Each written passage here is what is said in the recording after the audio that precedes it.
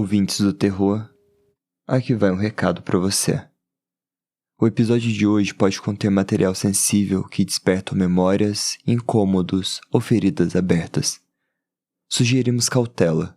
Se algo te causar desconforto, você tem o direito de interromper o rito.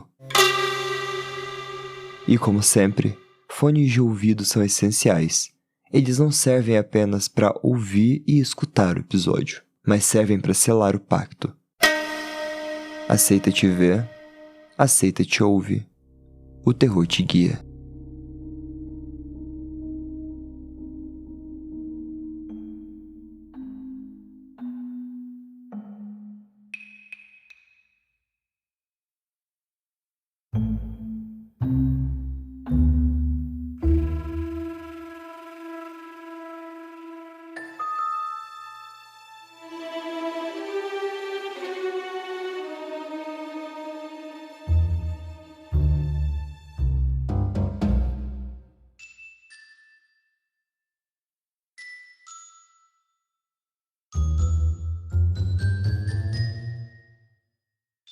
No dia 29 de agosto de 2016, a polícia chegou à casa da família Tromp, em Silva, na Austrália. O que eles encontraram lá parecia, à primeira vista, o começo de uma tragédia. A propriedade era luxuosa. Mark e Jacoba tinham uma fazenda de groselhas e uma empresa de terraplanagem que dava muito dinheiro. Mas o lugar estava num estado de abandono perturbador. O cenário era muito estranho. A casa estava destrancada e bagunçada, mas não era uma bagunça qualquer. Tinha milhares de documentos financeiros, papéis de anos de trabalho espalhados pela casa e pelos cômodos. Dava a impressão de que a família tinha feito uma auditoria frenética antes de irem embora. Mas o que mais chocou a polícia foi que eles pareciam ter decidido abandonar a vida moderna. A família deixou para trás passaportes, cartão de crédito e quase todos os celulares. Eles optaram por levar apenas uma grande quantia em dinheiro vivo. Na garagem no quintal, a sensação de pânico ficava ainda mais clara. As chaves tinham sido deixadas nas ignições dos carros e até os cavalos estavam soltos, sem ninguém para cuidar. Diante dessa cena, fica aquela pergunta que não saiu da cabeça de ninguém. Por que uma família inteira, sem histórico de doença mental e sem dívidas, fugiria assim, de repente, largando toda a sua estrutura para viver fora do sistema? Olá, ouvinte! Tá começando mais um episódio de terror. Aliás, tá começando o primeiro episódio do terror de 2026. Eu sou o Fê. Eu sou a Má. E eu sou a Cibs. Primeiro, eu vou começar desejando a vocês, nossas lindas mulheres do podcast, um 2026 maravilhoso. E aos nossos ouvintes também, que seja muito próspero para todo mundo. Um 2026 de muito terror, terrorzinho gostoso, quentinho pra gente. Isso aí, gente. Um feliz 2026, cheio de saúde, paz e histórias de terror para todo mundo aqui que tá ouvindo a gente. Que seja um 2026 muito, muito lindo. Muito melhor que 2025. 2025 foi bomba, não posso reclamar, mas foi bomba, principalmente esse finalzinho. Eu acho que vocês perceberam que foi um caos aqui no podcast. Mas 2026 começou com tempo. E tempo significa dedicação ao podcast. Então, teremos muitas novidades esse ano. E aguardem. Aguardem com pautas um pouco diferentes do que a gente está acostumado. Por isso que o primeiro episódio do ano começa com um true crime. Que na verdade... Bom, vocês vão entender durante o episódio. Mas eu acho que eu acabei de pegar a Maia Cibs de surpresa agora, né? Ai, eu amo. Gente, esse tema, assim, me pegou. Tem um caso que eu conheço que é parecido, mas eu não sei se é o mesmo caso. Que eu pesquisei tem, tipo, anos e anos e anos. Eu também não lembro do caso o suficiente pra falar. Ah, é o caso da família tal, sabe? Aham. Mas eu Justo. fiquei bastante curiosa e eu gosto de criar teorias com casos assim. Dá pra criar muita teoria com esse caso. Eu confesso que eu fui lá no Terra do Medo. Aliás, se vocês querem mais histórias de terror bizarras, creepypastas principalmente, e uma narração maravilhosa, é só entrar lá no Terra do Medo no YouTube pra ver se você já não tinha feito esse caso e pasme, você não fez, a não ser que você tenha pesquisado por fora, como você me disse. Mas. Porque na Terra do Medo também, há um tempo atrás, ouvintes, eu trazia casos criminais, mais casos reais. Eu quero voltar a trazer casos reais, só que não true crime mesmo, sabe? Eu gosto mais de casos misteriosos, porque não é mais minha vibe com o Vitor, assim, a gente trazer casos pesadões, só que uns casos, assim, de mistério me, Sei. me apetece, sabe? Acho interessante. Será que eu vou conseguir suprir suas expectativas?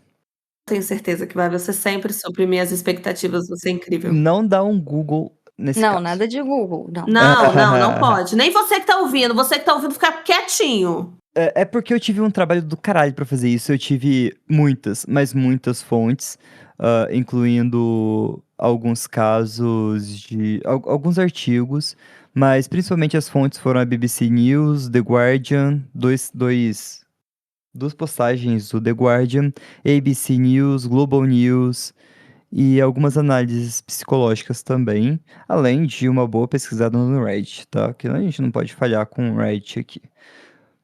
Mas antes da gente ir pro episódio, eu quero convidar você a participar de uma seita e contribuir com um pequeno dízimo para a gente crescer ainda mais a nossa igreja e espalhar mais facilmente a nossa religião, que é o terror. Então, entre pra seita do terror. É só você acessar apoia.se/terror na esquina, que com R$ 5 de dízimo você já tá aqui com a gente, mandando ver nas gravações, como a EB acabou de comentar aqui. Família Trump? Não, não é família Trump. É família Trump. Mas é só você acessar apoia.se/terror na esquina, que você já ajuda bastante. Mas se você não pode contribuir financeiramente, pô, manda esse episódio aí pra sua tia, pro seu tio, pros seus primos, pra todo mundo, pro seu inimigo. Espalha a palavra do terror, posta lá no Insta. Ajuda bastante a gente também. Isso aí.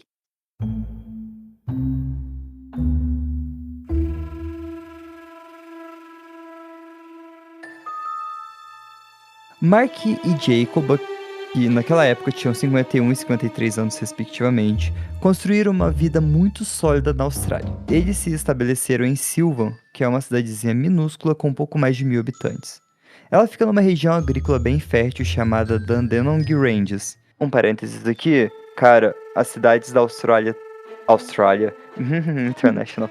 As cidades da Austrália têm nomes bizarros e impronunciáveis. Dandenong Ranges fica a uns 40 quilômetros de Melbourne. E foi ali que eles fundaram dois negócios de muito sucesso. Um, que era a fazenda de groselhas, e outro que era uma empresa de terraplanagem. Mas para manter tudo isso rodando, exigia uma dedicação absurda. E a família inteira trabalhava por todos os dias da semana, sem pausa. O casal teve 3 filhos. A mais velha, que é a Rihanna, de 29 anos naquela época, o Mitchell, que naquela época tinha 25, e a caçula, a Ella, de 22. E aqui a gente entra num ponto-chave da dinâmica da família. Eles tinham uma união bizarra. Bizarra, eu digo que eles eram muito unidos, quase isolados da sociedade. Mesmo adultos, todos entre 20 e 30 anos, os 3 filhos ainda moravam na propriedade, na mesma casa, e trabalhavam exclusivamente nos negócios dos pais. Aqui é importante ressaltar que não é muito comum encontrar 3 adultos nessa idade, na cultura australiana, vivendo e trabalhando tão isolados numa comunidade rural pequena, orbitando 100% na vida dos pais. Porque assim, a gente tem mais familiaridade com a cultura norte-americana, né? Assim, fora do Brasil.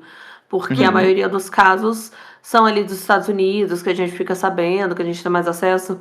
Quando foge muito disso, fica até difícil da gente julgar mesmo o cotidiano, porque a gente não tem tanto conhecimento. Eu, por exemplo, da Austrália, como você falou, eu não sei realmente como que é a vida dos australianos, assim. Eu só sei que de cada 10 animais, 11 querem te matar. Então, eu vi que tem 2 cangurus para cada uma pessoa lá. Aí. Pois Então. é. Mas assim, eu sei que Horroroso. lá você não fica lutando com canguru 24 horas por dia, mas também E, não sei, como que funciona, assim, o que que tem de diferente da gente, o que que tem de próximo, etc.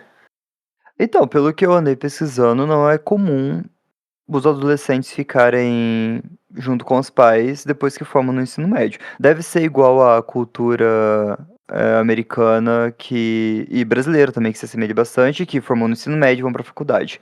A estrutura da fazenda era uma mansão luxuosa, cercada por plantações e cavalos, e as filhas praticavam hipismo. Para os vizinhos, os Tromps era tipo uma família modelo, a família Margarina. Eles eram prósperos e muito trabalhadores. Não tinha nada de errado ali. Não tinha histórico de doença mental, não tinha uso de drogas, não tinha dívidas. Só que essa convivência forçada e a falta de um contato com o mundo exterior criou um cenário perfeito para o que os especialistas chamam de teste de realidade. Então foi acumulando muito estresse e muita pressão do dia a dia, e isso corroeu, meio que sem dizer nada um para os outros e sem deixar ver pela sociedade que a estabilidade mental dos pais estava sendo deteriorada. E aí acontece a fatídica manhã de uma segunda-feira braba do dia 29 de agosto de 2016. O que parecia ser só um dia de trabalho pesado na fazenda virou um pesadelo. Apesar dos negócios da família serem muito lucrativos, a pressão estava no limite.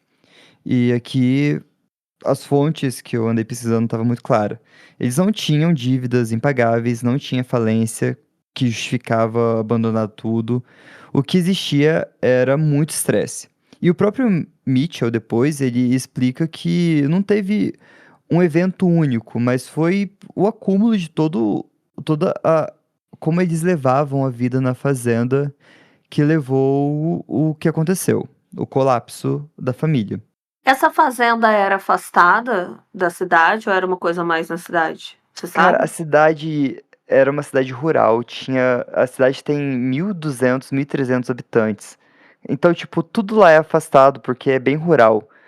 A cidade. Ele tá a 40 quilômetros de Melbourne, então não é muito longe de uma capital, mas são várias propriedades o vizinho rurais. mais próximo deve ser a 5 quilômetros de É, distância. mais ou menos isso. Entendi, entendi.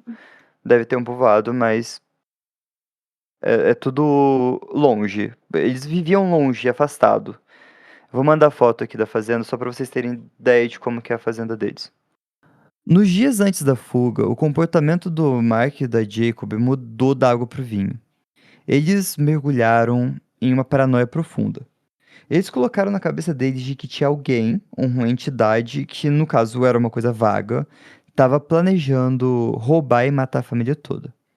Mesmo sem nenhuma prova, dentro daquela casa, todo mundo ficou com esse medo absurdo de serem roubados e, sabe, de alguma coisa acontecer. Antes deles saírem, os pais reviraram a casa, fizeram aquela auditoria que eu falei no começo do episódio, espalharam documentos, tudo em cima de mesas, tentando encontrar alguma prova de que eles estavam sendo extorquidos, que estavam roubando o dinheiro deles e que eles estavam sendo ameaçados. Então, nessa ocasião, que eles tomaram a decisão de fugirem. E na manhã de segunda-feira, num estado de terror total, Mark deu a ordem de que a família inteira deveria entrar no SUV prateado da filha, da Ella, e sair imediatamente da casa. O SUV era um Peugeot. Eles fugiram e deixaram a casa destrancada, os animais ficaram soltas e a única regra que eles tinham é que eles tinham que ficar isolados e permanecer irrastreados. Então, eles proibiram o cartão de crédito, celular e deixaram para trás até os passaportes e as identidades deles. Agora vai começar a maior trip, a maior viagem de tudo que eu já li na minha vida. Porra, não começou ainda? Pois é, né? Eu tô aqui já chocada com a situação do pessoal. Então, eu mandei a foto da fazenda. Ela é uma mansão. Caralho, que sonho! Meu Deus, que sonho! Eu viveria isolado ali numa boa. Nossa, Então, gente, se eu fosse ganhadora da Mega Sena, vocês iriam saber que eu iria me mudar pra um lugar desse, assim. Eu Uhum. eu ia querer mudar pra uma mansão com piscina. Nossa, que uhum. delícia, que maravilhoso. Então, a melhor parte é que a mansão ela é cercada por uma cerca viva. Então, tipo, não tem acesso do lado externo pro lado interno e é cercado pelas plantações de groselha deles. Então, tipo, é bizarramente linda essa mansão. Nossa, maravilhosa. Tem energia solar. Ai, tem tudo, Tem tudo, energia tudo. solar, Puta tem merda. tudo. Só faltou mesmo um campo de futebol. Mas a riqueza não compra essa habilidade psicológica. Daí, tu imagina uma cena.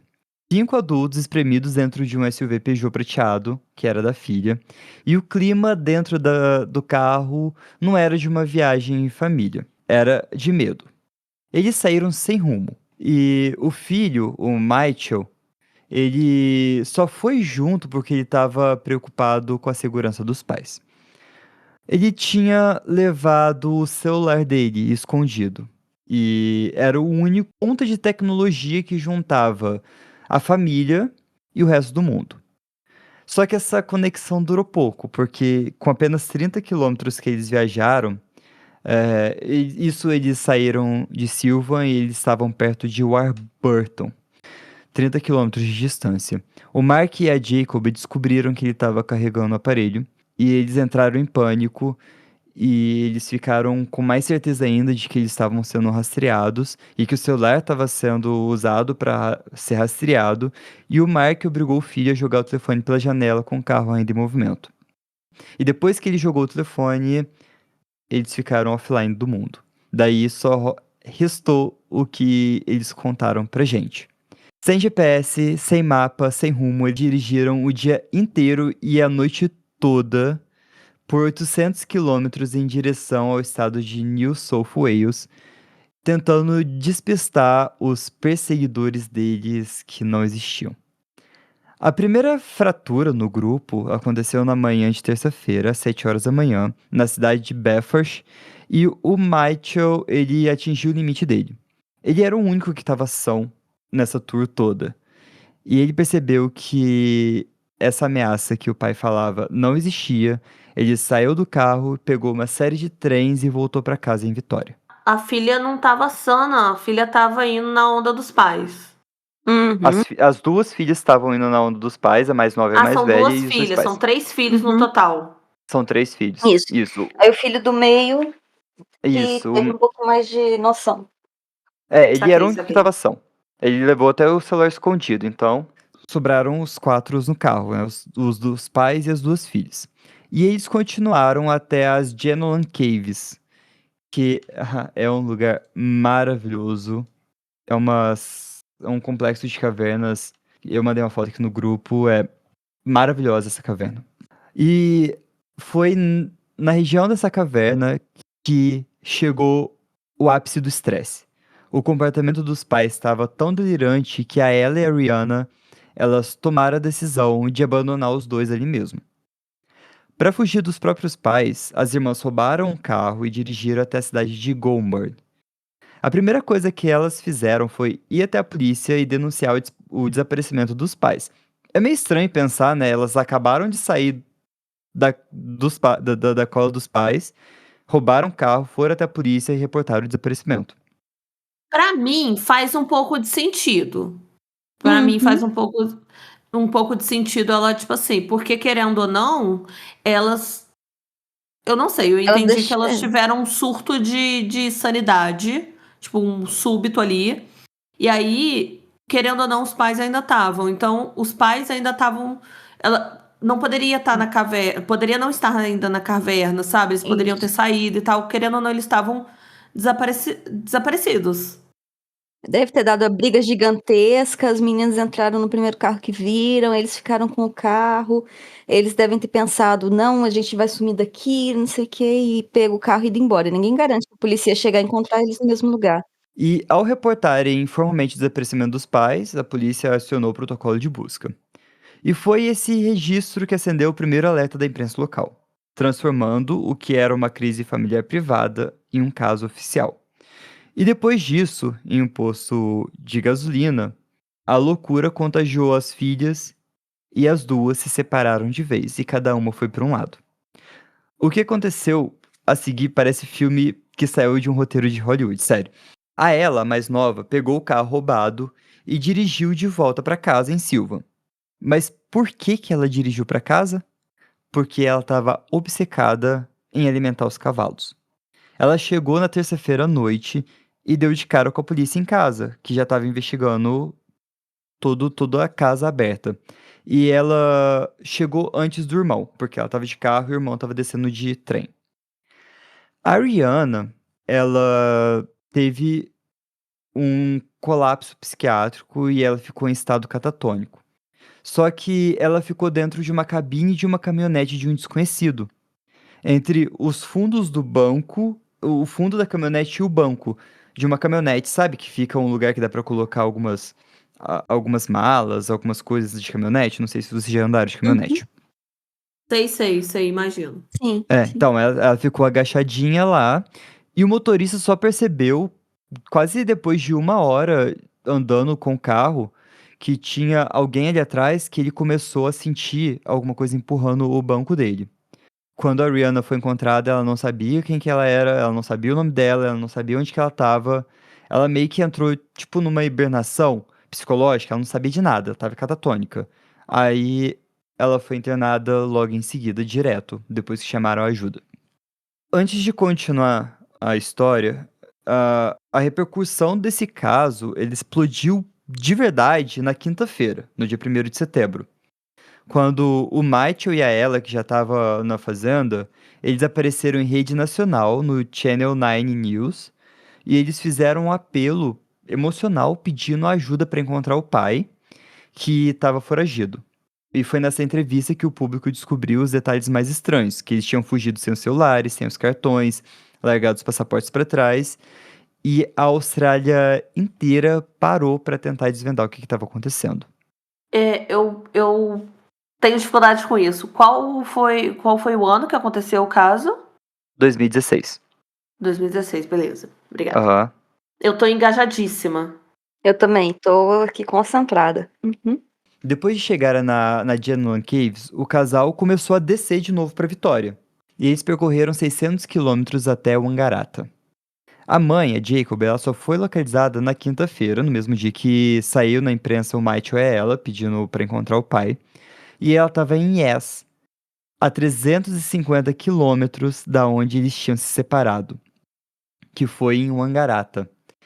Então, eles desceram 600 quilômetros da Genuine Caves para Wangaratta. E lá, eles se separaram, a Jacob e o Mark. E a Jacob, ela subiu, porque Yas fica ao norte, ela subiu mais 350 quilômetros. Ela foi encontrada por um pedestre, vagando sozinha, a pé, por uma estrada, num estado de agitação e confusão mental grave. Ela também foi direto para um hospital psiquiátrico. E não se sabe ao certo como ela foi parar a 350 quilômetros de distância. Algumas fontes afirmam que ela viajou de trem ou algum tipo de transporte público, mas a verdade é que ninguém sabe como que ela deslocou esse trajeto todo. Por último, o pai, que o caso do Mark é o mais longo e cheio de reviravolta, ele ficou desaparecido por quase uma semana inteira vagando sozinho. A última vez que alguém tinha visto Mark em ação foi na noite de quarta-feira, dias antes do desfecho. E foi aí uma cena bizarra. Ele estava em Wangaratta, seguindo um carro de perto, de uma forma agressiva. E o carro da frente pertencia a um jovem casal que estava jogando Pokémon GO. A paranoia de Mark, esses jovens parando e andando com o carro, significava que eles eram agentes inimigos perseguindo ele. Detalhe, ele que estava perseguindo o carro. E sabe o que é pior? 2016 foi quando teve o surto mesmo de Pokémon GO. Provavelmente o que mais tinha era gente andando com o celular na mão, andando um pouco, parando, andando um pouco, parando. Aham. Conversando com gente aleatória. Uhum. Eles estavam com carro, mas mesmo assim, eles estavam bem de boa, né? Vida, né, Sim. gente? Tava nem aí. Uhum. É. Quando o casal percebeu que estava sendo seguido, eles pararam. O Mark entrou em pânico, saiu do SUV, deixou ele ligado, parou de frente para o carro deles e saiu a pé para um parque escuro, que era o Parque Merriwa Park. Depois disso, ele meio que virou um fantasma. Durante a quinta e sexta-feira, a polícia recebeu vários relatos de invasões e pequenos furtos na região, incluindo um motel local. A suspeita era de que era o Mark invadindo esses lugares para se esconder ou buscar algum tipo de recurso. Ele foi localizado de verdade no final da tarde do sábado, no dia 3 de setembro, por um transeunte que viu um homem caminhando pelo acostamento de uma estrada perto do aeroporto de Wangaratta. E era ele, o Mark. Quando a polícia chegou, o estado dele era chocante, mas não surpreendente para quem passou 5 dias fugindo de inimigos imaginários. Ele estava sujo, muito desidratado e confuso, mas ele estava fisicamente bem seguro. Ele foi levado de volta para a delegacia para uma avaliação psiquiátrica e um detalhe final mostra que o estado de espírito dele, ao sair da delegacia, sendo levado pelo irmão, Mark cobriu o rosto e mostrou o dedo do meio para os jornalistas. Ele ainda estava na defensiva, alegando que não lembrava de nada daquela viagem maluca que eles fizeram. Meu Deus, chocada. É isso. É isso que aconteceu. Eu tô muito chocada. Aí, é esse o caso? É esse o caso. Todos foram. Gente. Todos foram encontrados, todo mundo tá vivo, não dá pra dizer são. Mas aí Eu qual tenho de- foi a Eu tenho repercussão? desfechos. Isso. Então, qual foi. O que aconteceu depois? Alguma explicação? Porque assim, tudo bem, os filhos, eu entendo, principalmente as filhas, né, que elas acompanharam o surto dos pais, eu até entendo terem acompanhado o surto dos pais, porque elas foram ali influenciadas, querendo ou não, mas os pais têm o mesmo surto, assim, sabe? Tipo, as mesmas teorias da conspiração. E eles Uhum. chegaram à conclusão, os dois, sabe? Que. Enfim, eu queria muito saber o estopim disso, o que causou. Tá, vamos lá. Eu também. A investigação policial sobre a fuga descartou rapidamente aquelas teorias convencionais. Não foi crime, não foi abuso de substâncias, os exames toxicológicos dos dois deram negativos para drogas, e a polícia também revirou a vida financeira deles e não achou nada. Não tinha dívidas, não tinha envolvimento com seita, não tinha qualquer tipo de organização criminosa perseguindo a família.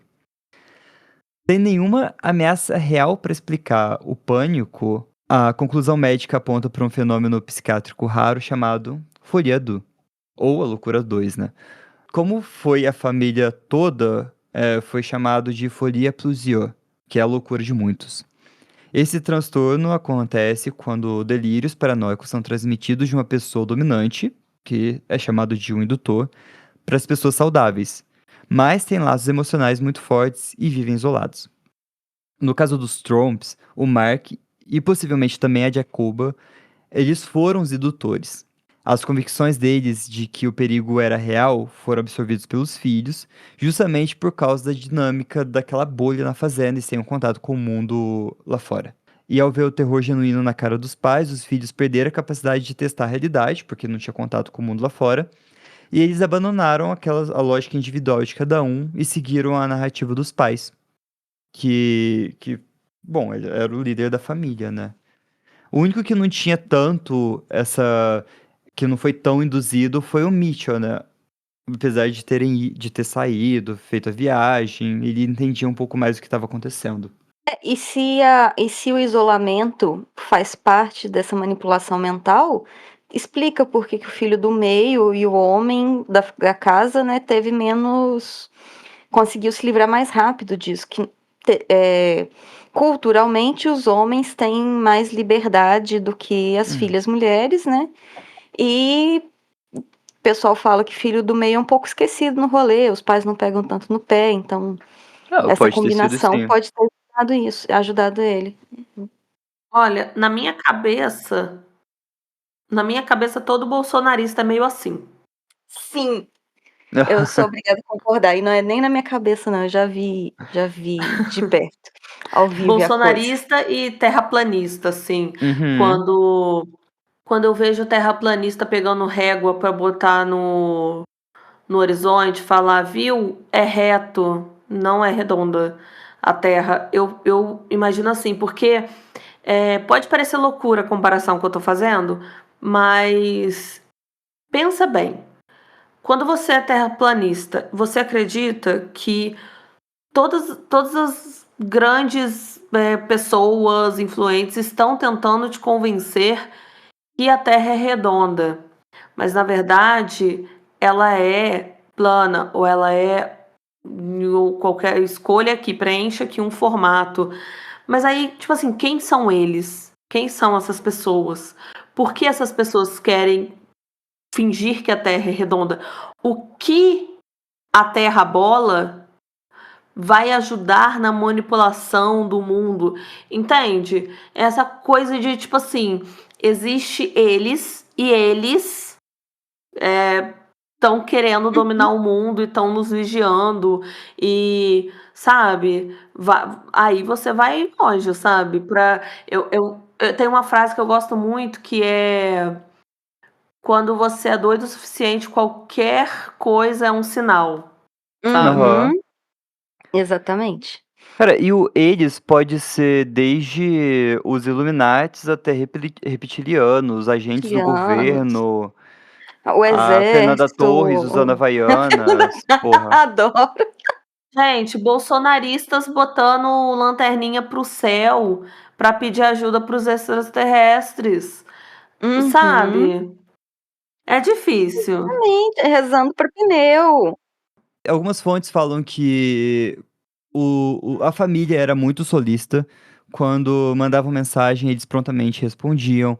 Eles estavam online, eles têm um negócio, então eles têm contato com o mundo exterior de certa forma, mesmo que limitado a redes e contato com clientes. Eles não são, sabe, vivendo literalmente excluídos. Não, eles sabem o que acontece no mundo. Eles têm contatos. Mas, mesmo assim, eles estavam afastados de tudo, de uma realidade fora. Depois que a poeira abaixou, a relação da família Trump com a fama repentina foi no mínimo complexa. A reação imediata do Mark ao sair da delegacia foi mostrar o dedo do meio para os fotógrafos, mas dias depois a postura dele mudou. Ele divulgou um comunicado pedindo desculpas pela dor causada e pelos gastos de recurso público nas buscas. Os filhos, o Matthew e a Ella, no auge do desespero, eles foram para a TV pedir ajuda. Também mudaram a chave rapidamente. Eles declararam que estavam pulando de alegria com o retorno dos pais, mas logo fecharam o cerco. Eles deixaram claro que, mesmo se contassem tudo, a história continuaria sendo inexplicável. E decidiram tratar o surto como um assunto da família. Para proteger essa privacidade, eles tomaram algumas medidas drásticas. A fazenda, que antes recebia turistas para colher frutas, encerrou todas as atividades públicas. O site da empresa foi deletado e eles impuseram um apagão digital. Legalmente, o pesadelo também acabou rápido. No início de 2017, a polícia retirou todas as acusações de furto contra ela, e a Rihanna nunca foi processada por causa do estado mental que ela estava na época. A família cumpriu a promessa de buscar tratamento psiquiátrico para processar o trauma. O mais impressionante foi a velocidade da repercussão. Apenas 6 meses depois do incidente, Michael já relatava que todos estavam trabalhando juntos na fazenda como se nada tivesse acontecido. Chegando em 2025, a família atingiu seu objetivo. Eles voltaram ao anonimato. Continuam vivendo e trabalhando unidos em Vitória. Tem relatos de que Mark e Mitchell foram vistos trabalhando em obras da estrada no sudeste de Melbourne. Eles transformaram a propriedade numa fortaleza de privacidade e seguem a vida. É uma incógnita esse caso. Aconteceu do jeito que foi falado, não tem mais, Nenhuma informação. não tem mais nenhuma informação, eles não falaram mais nada, eles apagaram isso. Eu acho que eles podem, tomara que eles tenham realmente buscado ajuda psicológica, etc. Sim. Mas eu acho que eles podem estar muito ainda com as neuroses deles da época. Ah, com certeza. Porque assim, eles foram achados, querendo ou não. Uhum. Eles não voltaram de boa vontade, né? Sabe? Às vezes na cabeça deles, eles foram pegos. E ainda mais que o caso ganhou uma repercussão, sabe? eu acho que eles assim, queriam anonimato, coisa e tal, provavelmente pra dispersar, pra passar despercebido, talvez, tipo assim, porra, eu esqueci o nome do filho do meio. Como é que é? O Mitchell. Mitchell. Ai, que merda, o Michel levou o celular e aí conseguiram rastrear a gente. Então, não Aham. foi dessa vez que a gente conseguiu enganar, sei O lá, sistema. esse grande irmão que vigia a gente. Então, assim, eu espero de verdade que eles tenham conseguido superar isso, mas eu tenho as minhas dúvidas. Eu acredito que pela velocidade, 6 meses que eles voltaram, né?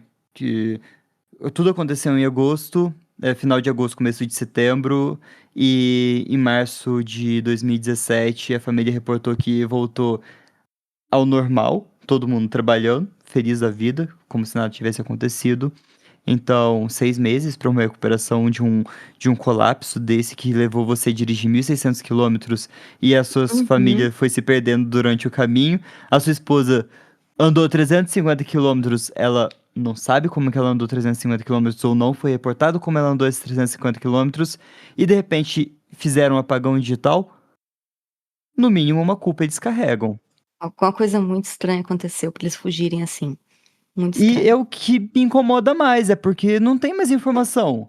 Eu queria saber tudo, eu queria saber todos os detalhes. Eu tenho uma teoria. Hum. Nasceu o filho da amante do pai da família e ele tinha que tirar a família da cidade antes que alguém descobrisse. Aí ele fingiu de doido. Fingiu de doido. Pagou de No desespero. doido. Aham, tenho certeza. Foi o que Eu aconteceu. Essa é a amei minha você teoria. trazendo pra realidade. Eu já tô. Não adianta, gente. Pra mim, eles ainda estão meio. Não, Assim. eles ainda estão meio biruleibe das ideias, Meio certeza. biruleibe Ah, ainda. Não acho que foi uma parada. Até porque Uhum. eles. Tá todo mundo trabalhando, coisa e tal, feliz da vida. Mas eles ainda estão isolados. Eles continuam então, isolados. Continuam isolados. continuo. Eu me pergunto, né? Os filhos não se relacionam, não tem relacionamento com terceiros, digo mesmo amoroso, amigos. Então, eu queria Difícil. saber como é que eles lidam com isso. Eu não cheguei a pesquisar a rede social, provavelmente não devem ter rede social. Provavelmente não. 10 anos depois, todo mundo aí quase entre 30 e 40 anos, então já tá aí. Como é que será que foi a educação deles? Boa Ah, é pergunta. capaz eles se terem sido educados em casa, né? Aquele homeschooling. É porque tem homeschooling nos Estados Unidos, não sei na Austrália. Tem na Austrália. Porque eu acho a cara deles. Então, cara, é o que mais me deixa irritado é isso, porque não tem mais informação. Aí a gente tem que ficar aqui com os nossos botões pensando o que aconteceu com essa família durante essa trip toda. Se eles estivessem realmente arrependidos do gasto de dinheiro público, eles teriam feito um documentário contando tudo o que aconteceu, só para devolver o dinheiro pro Estado, Justo. Uma boa né? ideia, não se isolar mais ainda do mundo. Como Exato. disse a Abby aqui, morreu de fofoca contada pela metade. Sim, todos os fofoqueiros desse grupo.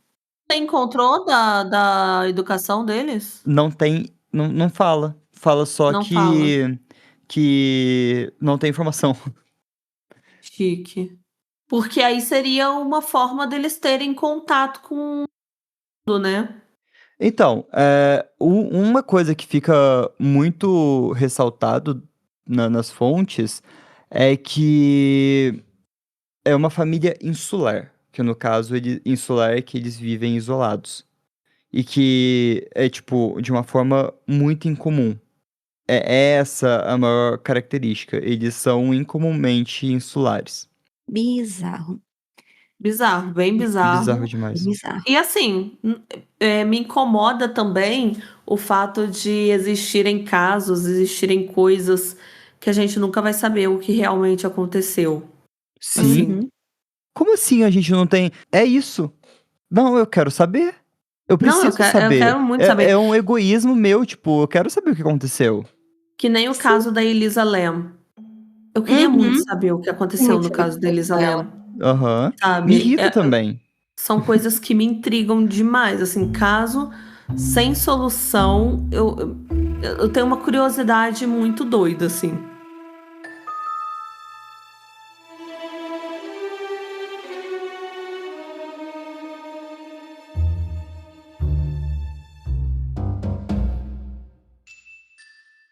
E é assim que eu termino esse episódio. O que vai ser de mim agora, que eu já contei isso pra vocês, que antes eu tava pesquisando. Agora eu já contei. Então, já, tipo, já falou tudo que você sabia, não achou mais nenhuma informação nova depois disso. a família segue plena, como se nada tivesse acontecido, então não tem mais o que tirar delas, a não ser que um dia o Mitchell fala, vou contar tudo. Mas até esse dia ainda não chegou. Decidi chegar, e é provavelmente o Então. Mitchell que vai contar o que aconteceu. Provavelmente, se ele não foi induzido, né? Ou o Mitchell ou ela, a mais nova. É. Certeza, um dos dois. 10 anos depois. Gente, 10 anos depois, vamos ficar de olho aí nas notícias. Se alguém vê alguma coisa, manda pra gente no terrornaesquina@gmail.com ou nas nossas redes sociais, Terror na Esquina, em todos os lugares. Sabe o que é mais Isso louco? mesmo. O que Vocês é mais estão louco? falando 10 anos, 10 anos. Que 10 anos o quê, gente? Esse caso aconteceu em 2016. Isso Eu mesmo. também fiquei tipo 10 anos. 2016. É isso Estamos mesmo. velhos. 2016. 2016. Foi há 10 anos. Jogando Pokémon GO há 10 anos atrás. Há 10 anos atrás, gente, que loucura.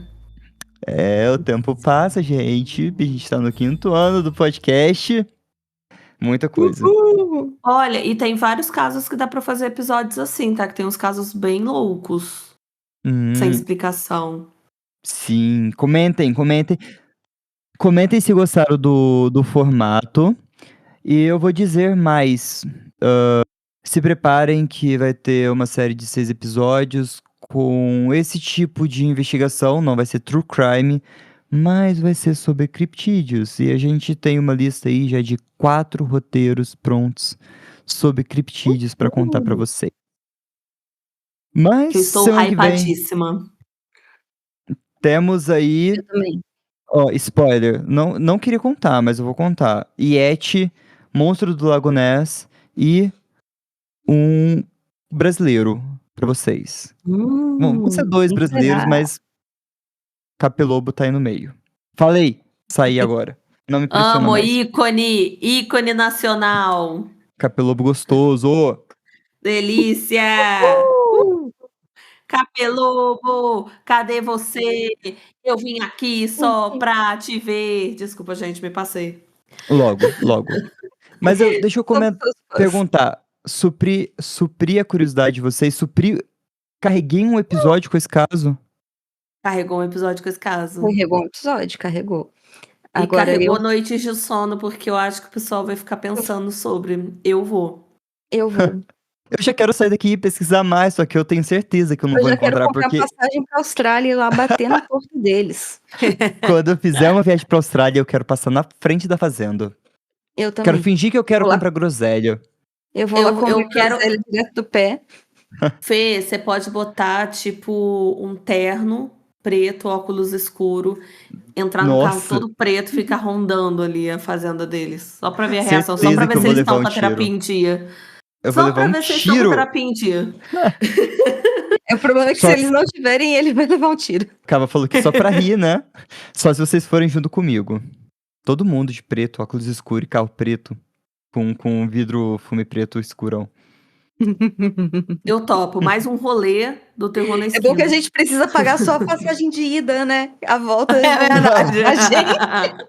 À volta a gente vê o que acontece. A volta depende É. muito do É. resultado do experimento. Mas é isso, pessoal. Meu muito obrigado pra vocês que escutaram a gente até aqui. Eu espero que vocês tenham gostado deste formato, desse episódio de um True Crime. Primeira vez que a gente traz aqui no Terror. E eu quero agradecer a Cibs e a Má por estar aqui mais uma vez comigo. E ao chat, Abby, Andrea, Bom, Cava e Nico, que ficaram até o final da gravação. E é isso, mais uma vez, se vocês quiserem contribuir com o dízimo, é só acessar apoia.se/Terror na Esquina. E se você quiser mais histórias bizarras e cabulosas, é só acessar Sibéria na Terra do Medo no YouTube. Também tem alguns episódios no Spotify. Links na descrição desse episódio. Pra quem ainda não viu, agora eu tô com um canal novo, né? Que apesar de estar aí 2 semanas parado, já tá voltando. Que é o Nina e a Maçã Cósmica, no Instagram e no TikTok. Aliás, no TikTok ainda tá Terror na Esquina, porque o Fê cedeu gentilmente o TikTok do terror que tava parado. Então estamos movimentando. Mas onde eu faço tiragens de tarô e algumas leituras com cartas, então vai me seguir lá. Todo dia tem a energia do dia. Que pelo menos tá engraçado. Pode não estar acertando, mas tá engraçado. Acertou comigo, viu? Acertou comigo. Então, é só seguir Nina da Maçã Cósmica, links na descrição também. Dito isso, vamos colher groselhas e tomar cuidado nas esquinas. E tchau! Tchau! Tchau!